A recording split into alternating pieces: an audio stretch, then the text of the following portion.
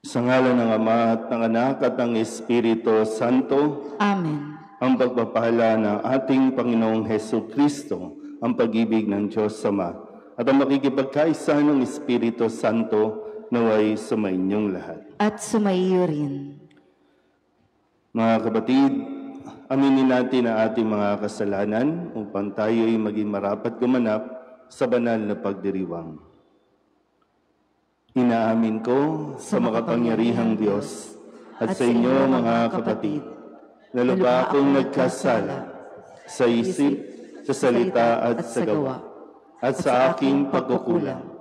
Kaya isinasamo ko sa mahal na Birheng Maria, sa lahat ng mga anghel at mga banal, at sa inyo mga kapatid, na ako'y panalangin sa Panginoong ating Diyos.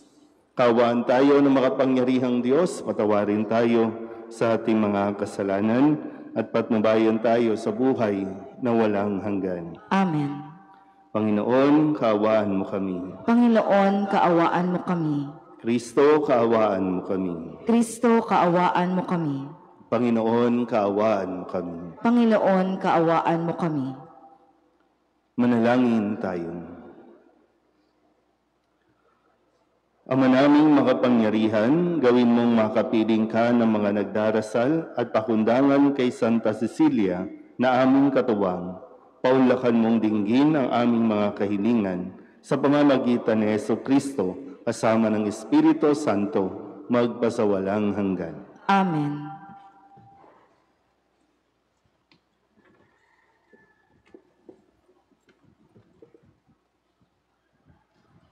Pagbasa mula sa unang aklat ng Makabeyo. Noong mga araw na iyon, naglalakbay ang Haring Antioko sa mga lalawigan sa loob ng bansa. Nabalitaan niya na may lungsod na tinatawag na Elimain sa Persya. Bantog ito sa kayamanan sa pilak at ginto. Hindi lamang iyon, pati ang templo roon ay maraming kayamanan tulad ng mga gintong helmet, baluti at mga sandata. Ang mga ito ay iniwan doon ni Alejandro, ang anak ni Haring Felipe ng Macedonia, ang kauna-unahang hari sa Gresya. Sa paghahangad ni Antiokong matamo ang mga kayamanang ito, binalak niyang lusubin ang lungsod. Ang balak na ito ay umabot sa kaalaman ng mga taga roon. Nabigo ang kanyang panukala sapagkat nilabanan siya ng mga taga roon. Malungkot siyang umurong at nagbalik sa Babylonia. Nasa Persya ang Haring Antioko na may magbalita sa kanya na napipilan at umurong ang mga hukbong pinasalakay niya sa Judea. Nabalitaan din niya na si Lysias at ang malaking hukbo nito ay napaurong din ng mga Israelita. Anupat ang mga Israelita ay bantog na sa lakas dahil sa nabihag nilang mga tauhan at kagamitan ng mga hukbong kanilang nalupig. Umabot din sa kalaman niya na inalis na ang tinatawag niyang kalapastangan ng walang kapantay na inilagay niya sa altar sa Jerusalem at ang templo ay pinaligiran ng mataas na pader.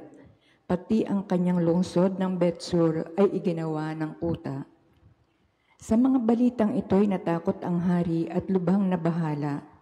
Bunga ng kanyang mga kabiguan, siya'y nagkasakit at naratay sa banig ng karamdaman.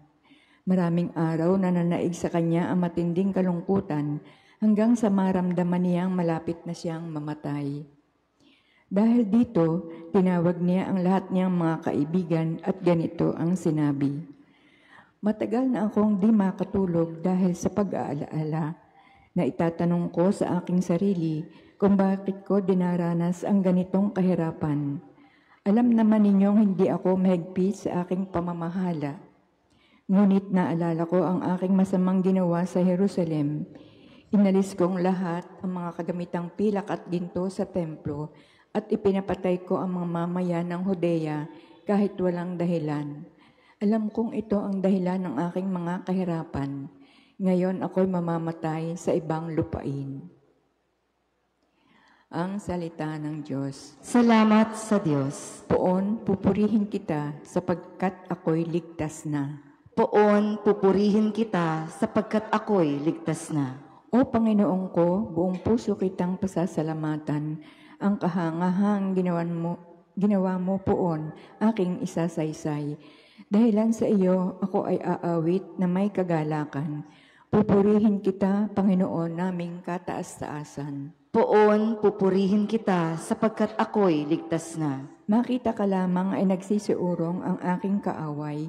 Dahilan sa takot, sila'y nadarapa hanggang sa mamatay. Iyong hinatulan niyaong mga hentil at mga balakyot. Alaala nila sa balat ng lupay, pinawi mong lubos. Poon, pupurihin kita sapagkat ako'y ligtas na.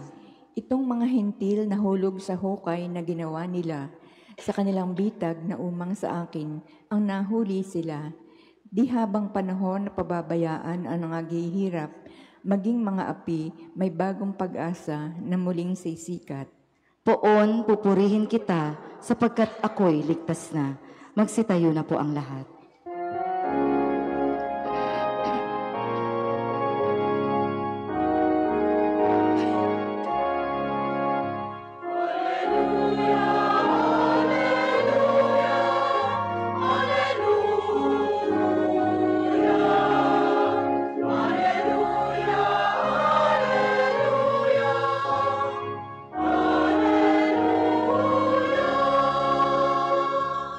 Si Kristo ay nagtagumpay, nalupig ang kamatayan, nagningning ang pagkabuhay.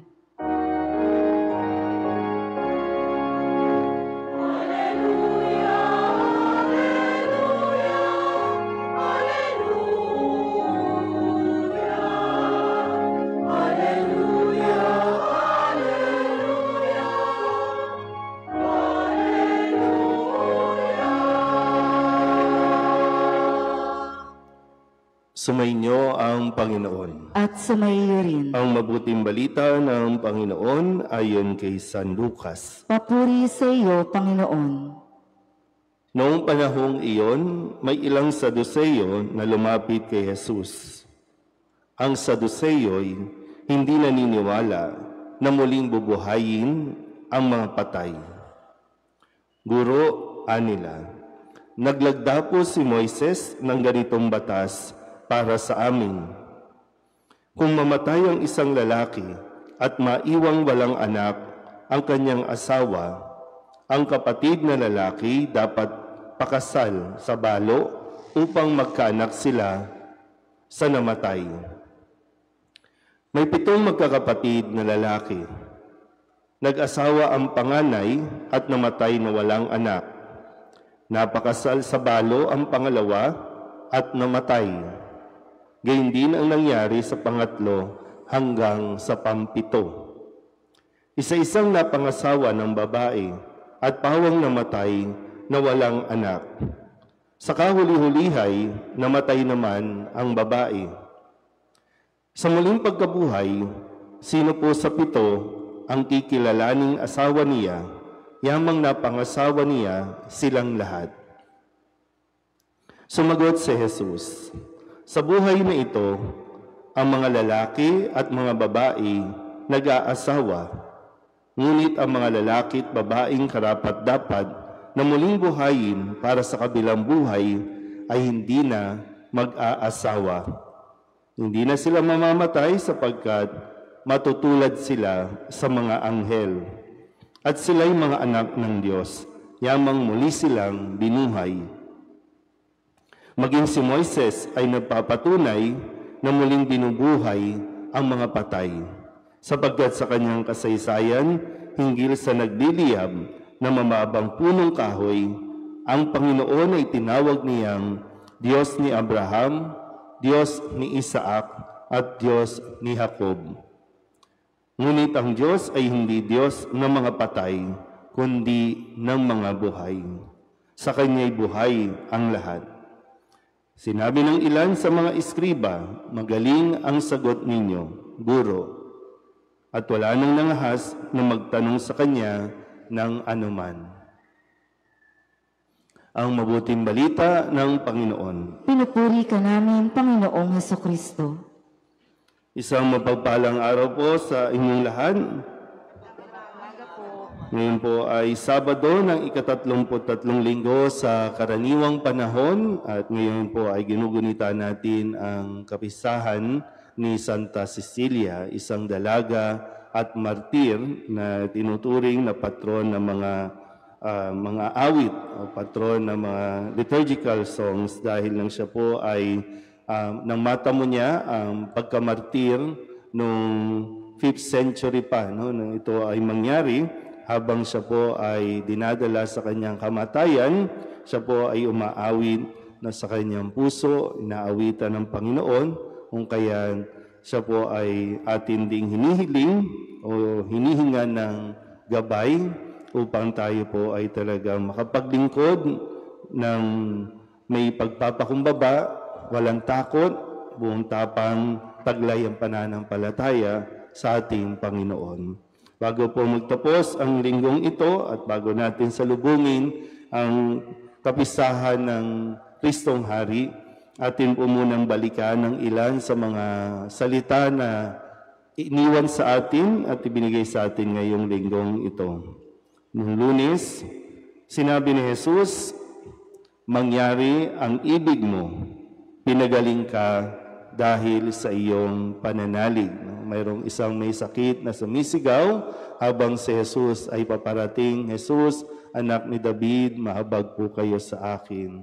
At tinanong ni Jesus, "Ano ba ang ibig mong gawin ko sa iyo?" Kailangan talaga maging malinaw kung ano ang gusto natin.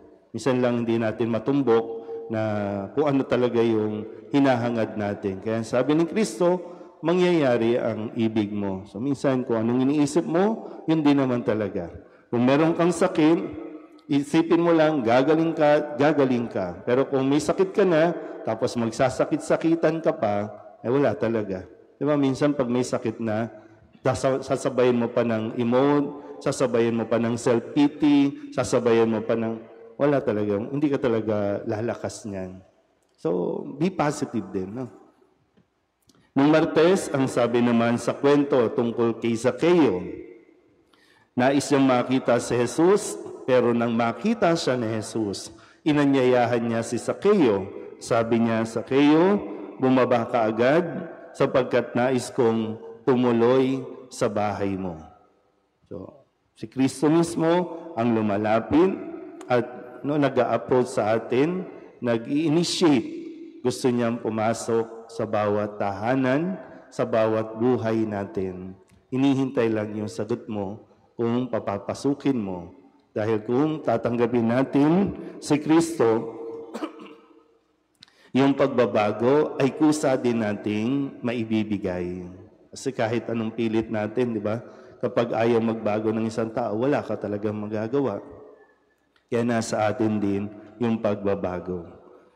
Miyerkules, ang sabi ni Kristo, "Sinasabi ko sa inyo, ang bawat mayroon ay bibigyan pa, ngunit ang wala, kahit ang kakaunting nasa kanya, ay kukunin pa." O, katulad ng yung mentality natin, di ba? No? Bakit ka wala? Kasi lagi mong sinasabing wala. Pero kung magiging positive ka, mayroon, at kung ano man yung mayroon, ipinagpapasalamat mo, talagang dodoble, titriple ang biyayang meron ka. Kaya minsan, bakit yumayaman sila? Kasi talagang isip nila, yayaman.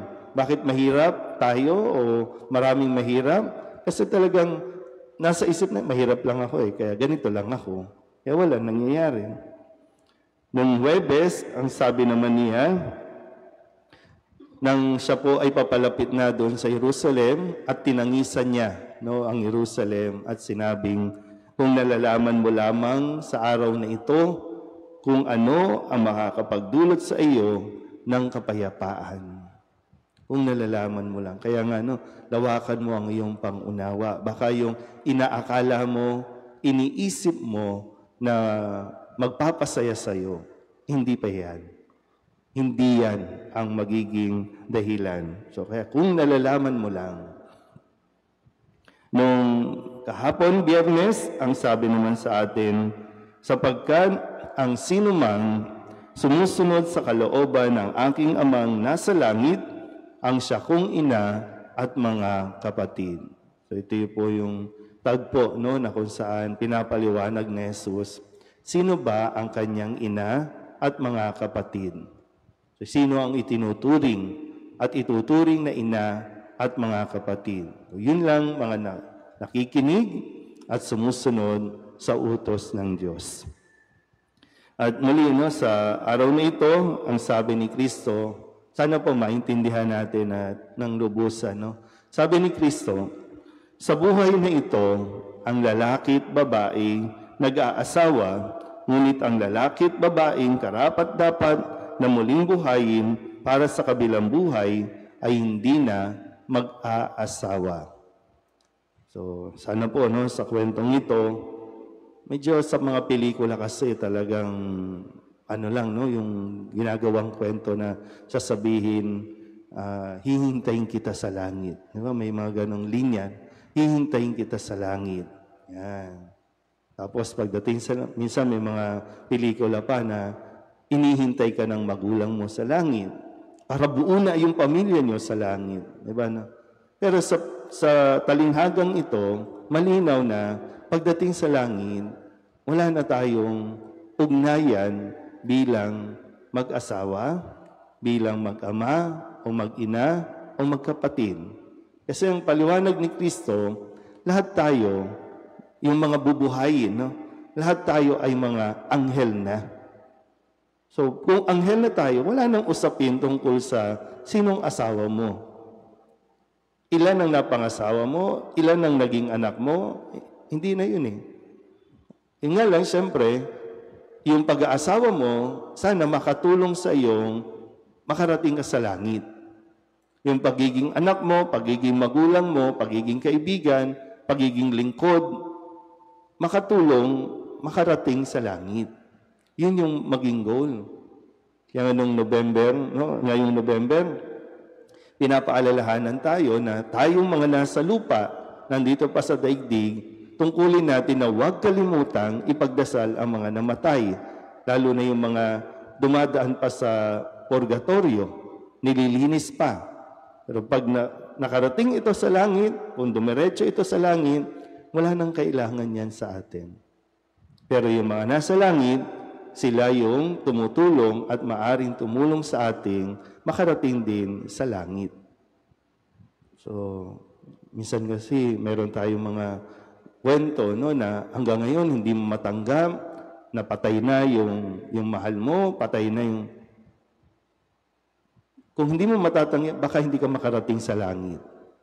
Baka hindi kayo magkita sa langit. Sa kagustuhan mong magkita kayo sa langit, baka hindi kayo magkita sa langit. Parang gano'n, no? Tapos na.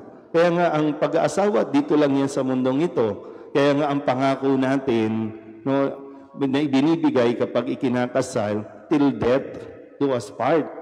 Hanggang kamatayan. Pag namatay na, ang isa sa inyo, o pareho kayo, tapos na ang obligasyon ninyo sa isa't isa.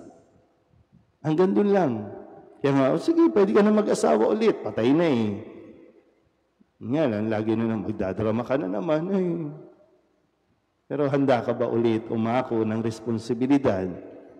Ulitin ko po ha, yung pag-aasawa ninyo, yan ay ibinibigay ng Diyos para makatulong na kayo ay makarating sa langit. Amen?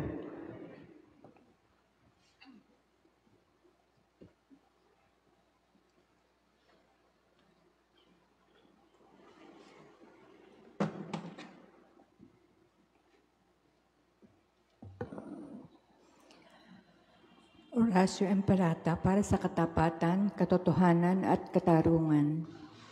Amang makapangyarihan sa lahat, ikaw ang gumabay sa iyong bayan mula sa pagkaalipin bilang haliging ulap sa araw at haliging apoy sa gabi. Sa panahong ito ng pandilinlang at katiwalian na bumabalot sa aming bayan, ipamalas mo sa amin ay iyong liwanag na nagtataboy sa lahat ng dilim. Inaamin namin kami rin ay madalas lumalakad sa kadiliman. Sa aming pananahimik, pagkikibit-balikat at kawalang pakialam, hinayaan naming lumaganap ang kasinungalingan at umusbong ang katiwalian. Patawarin mo kami, Panginoon, at linisin mo ang aming mga puso sa kasalanang bumubulag at sumisira, kasalanang umaagaw ng pagkain sa mahihirap at ng pag-asa sa buong bayan. Pagkaloob mo sa amin ang mga pinunong kawangis ng puso ng iyong anak, mga pastol na handang maglingkod, hindi mga lobong sumisila.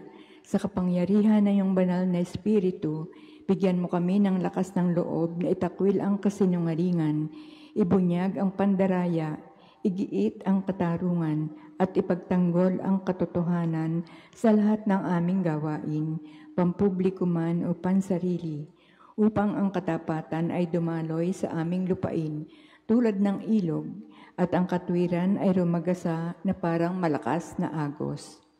O Diyos ng katarungan at habag, gawin mong ubasa ng kabutihan ang aming bayan, hindi laso ng kasakiman, manipulasyon at pagkamakasarili, kundi pagyamanin ng katapatan, malasakit at pag-ibig. Hinihiling namin ito sa pamamagitan ni Kristo na aming Panginoon. Amen. Maria, salamin ng katwiran, Ipanalangin mo kami. San Miguel Arcangel, Ipanalangin mo kami. San Lorenzo Ruiz at San Pedro Calungsod, Ipanalangin ninyo kami. Magsiupo na po ang lahat.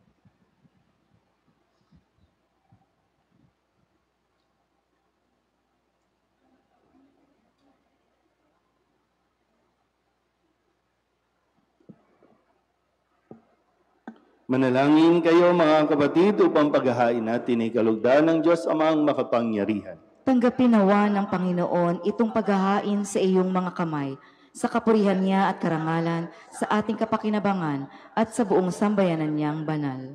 Ama naming lumikha, sa pagpapahayag namin sa iyong kadakilaan, ngayong ginugunita namin ang dalagang si Santa Cecilia, ang kalugod-lugod niyang kagitingan sa pamumuhay, ay magpagindapat nawang kalugdan mo ang aming mga alay sa pamamagitan ni Jesucristo, kasama ng Espiritu Santo, magpasawalang hanggan. Amen. Sumainyo ang Panginoon. At sumaiyo rin. Itaas sa Diyos ang inyong puso at diwa. Itinaas na namin sa Panginoon. Pasalamatan natin ang Panginoong ating Diyos. Marapat na siya ay pasalamatan. Ama naming makapangyarihan, tunay ngang marapat na ikaw ay aming pasalamatan.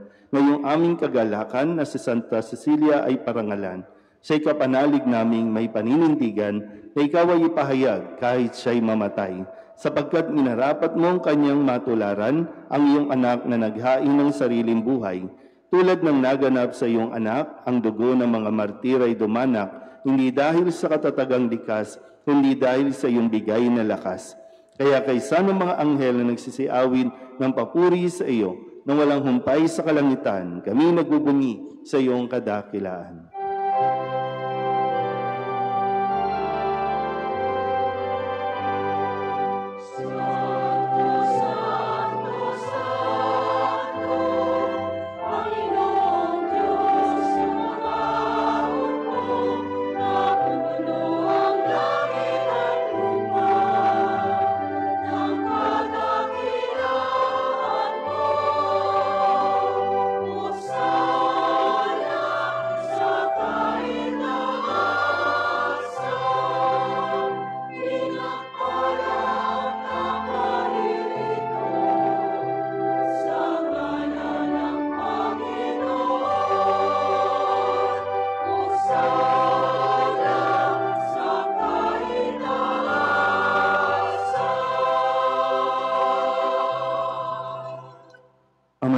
Banal, ikaw ang bukal ng tanang kabanalan.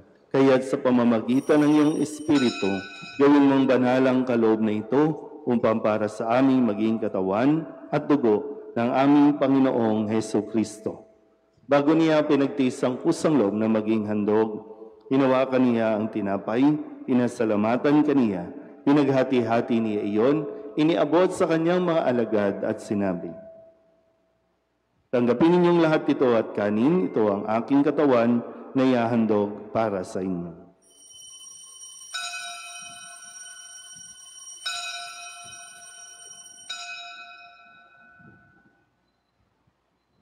Gayun din naman, nang matapos ang hapunan, hinawakan niya ang kalis, muli kaniyang pinasalamatan. Iniabot niya ang kalis sa kanyang mga alagad at sinabi, "Tanggapin ninyong lahat ito at inumin. Ito ang kalis ng aking dugo, ng bago at walang hanggang tipan. Ang aking dugo na ibubuhos para sa inyo at para sa lahat sa kapagpapatawad ng mga kasalanan. Gawin ninyo ito sa pag-alaala sa akin."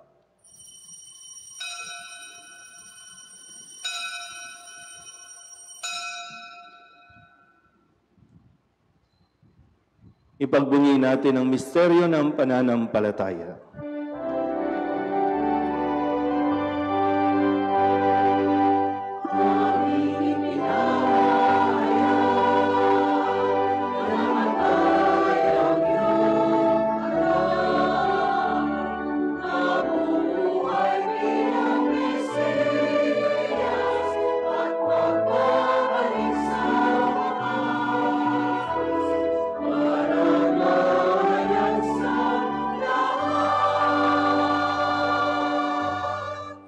Ang mga ginagawa namin ngayon ang pag-alaala sa pagkamatay at muling pagkabuhay ng iyong anak. Kaya tiniaalay namin sa iyo ang tinapay na nagbibigay buhay at ang kalis na nagkakaloob ng kaligtasan. Kami nagpapasalamat dahil kami iyong minarapat na tumayo sa harap mo para maglingkod sa iyo. Isinasamo namin kami magsasalo-salo sa katawan at dugo ni Kristo ay mabuklod sa pagkakaisa sa pamamagitan ng Espiritu Santo. Ama, lingapin mo ang iyong simbahang laganap sa buong daigdig. Puspusin mo kami sa pag-ibig kay San Leon na aming Papa at ni Jose na aming Obispo at ng Tanang Kaparian. Alalahanin mo rin ang mga kapatid naming nahimlay na may pag-asang sila'y muling mabubuhay, kaya hindi ng lahat ng mga pumanaw. Kawaan mo sila at patuloyin sa iyong kaliwanagan. Kawaan mo at pagindapating kaming lahat na makasalo sa iyong buhay na walang wakas. Kaysa ng mahal na Birheng Maria na ina ng Diyos, ng kabiyak ng puso niyang si San Jose, kaysa ng mga apostol at ng lahat ng mga banal na namuhay dito sa daigdig ng kalugod-lugod sa iyo, may pagdiwang nawa namin ang pagpupuri sa ikararangal mo sa pamamagitan ng iyong anak na aming Panginoong Heso Kristo. Sa pamamagitan ni Kristo, kasama niya at sa Kanya, ang lahat ng parangal at papuri ay sa iyo, Diyos Amang makapangyarihan, kasama ng Espiritu Santo, magpasawalang hanggan.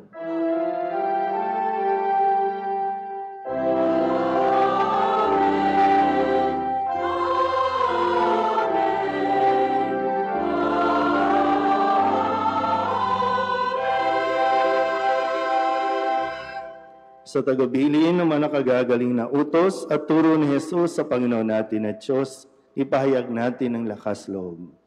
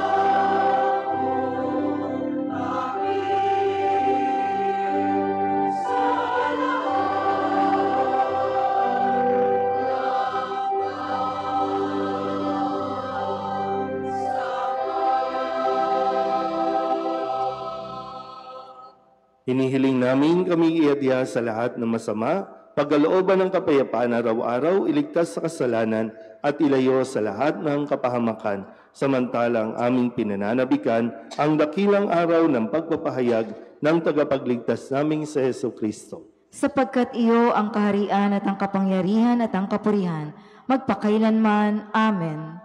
Panginoong Jesucristo, sinabi mo sa iyong mga apostol, kapayapaan ang iniiwan ko sa inyo, ang aking kapayapaan ang binibigay ko sa inyo.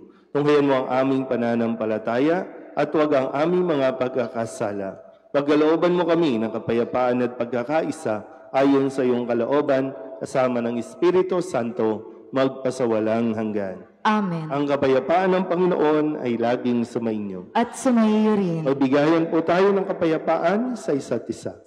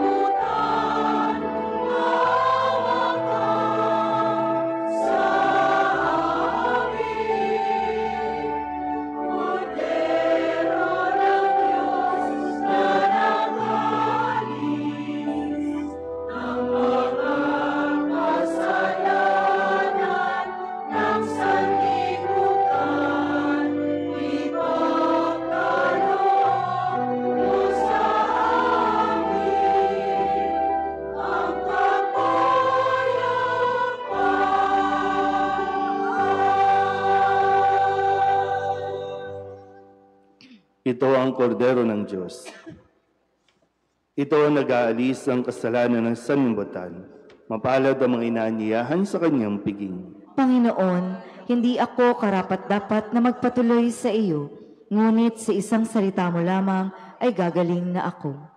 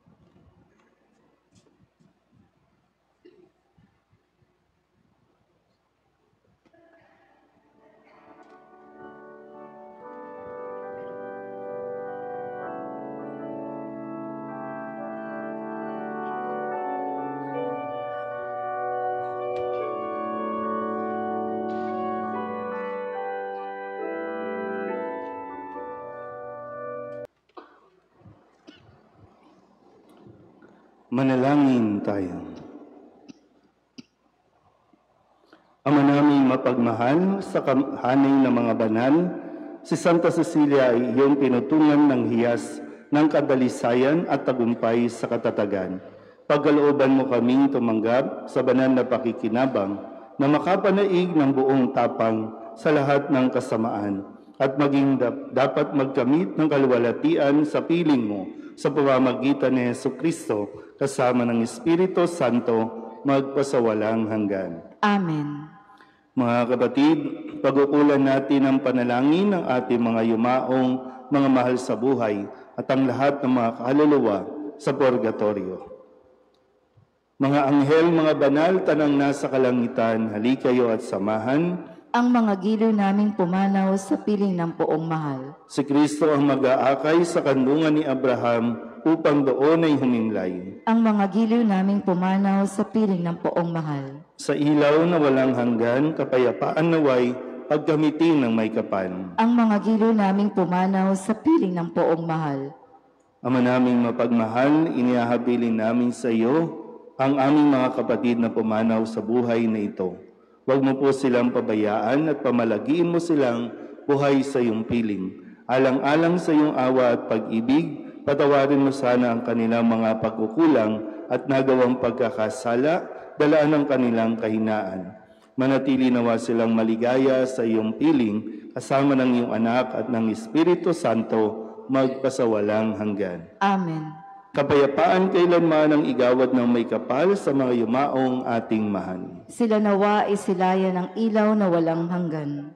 Sumainyo ang Panginoon. At sumayo rin. At pagpalain kayo ng makapangyarihang Diyos, Ama at Anak, at Espiritu Santo. Amen. Tapos ang banal na misa, humayo tayo sa kapayapaan ni Kristo. Salamat sa Diyos. Magandang umaga po.